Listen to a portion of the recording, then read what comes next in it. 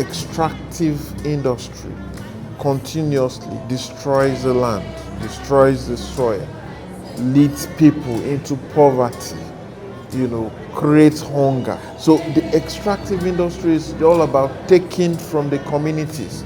They take human dignity away from the people.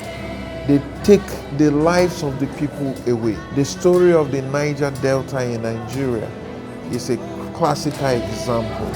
We try to support small groups in the Ogoni axis because as we speak, government of Nigeria is trying to resume oil extraction in Ogoni, forgetting the fact that 30 years ago, Ken Sarua was murdered. So there are resistant groups on ground that we are trying to support to ensure that the communities and the people stand together in resisting that. That's an oil drilling going on in Ghana, which has a serious impact on the people, and we're able to work with other civil societies all in the West Africa region to develop a research paper on the issues and the damage on communities, the impact it has on them, and the fact that their livelihoods, their homes, and everything, including their health, is at stake. Because the government did not hold any dialogue, we were able to make sure that they campaigned against the drilling of oil in their region.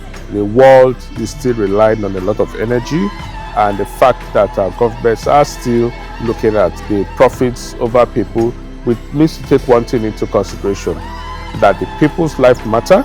We don't have another planet, and again, it's important that we attack this climate chaos that is going on holistically. At COP30, we are calling out the total phase out of fossil fuels like the East African crude oil pipeline, which has caused a lot of impacts on the people at the local level. The EACOP project, it is a deadly project, and we term it as a climate bomb project. This project, it's going to affect thousands of people. It's a pipeline which is over 1,443 kilometers to be starting from Hoima in Uganda to Tanga in Tanzania. We have a project that was supported by GGF, and this project was to empower and sensitize the oil-affected women on their land rights so that they can be able to understand them and defend them. We launched our coalition in Senegal, and there we organized a trip in Central, in Sali.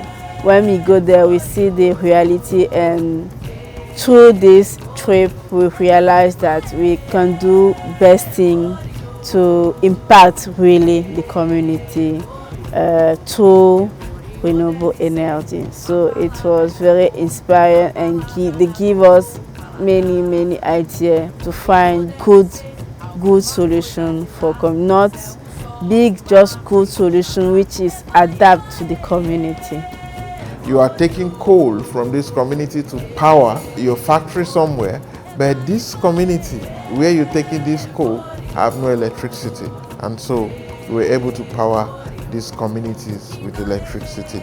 Right now, just a few days before I came for the COP, where we trained the women on how to grow food using agroecology system in these coal mining communities, because their lands, coal mining usually, especially when it's surface mining, they take all the arable land away. So what we did with our training was to teach them how to grow food within their communities, but also reclaim some of the abandoned land, some of the topsoils, bring them together and grow food.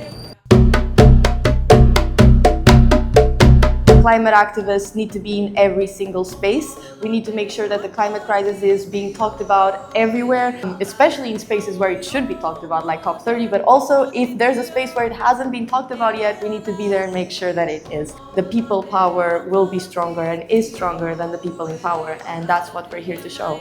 It's important after this project to launch a big campaign in Francophone Africa, which can involve many stakeholders or reach many people, many governments in Francophone Africa to simplify law about renewable energy, a good project. And that is why we are now pushing for what we call Yasunize and Ogonize. Very simple. The people of Yasuni were able to do a referendum that the oil should be left in the soil, and they won. In my own manner of Yasunize and Ogonize, we have to keep leaving the oil in the soil. That we are not interested in phase out. We want a total phase out, because that is the real solution to the climate crisis that is bothering us here.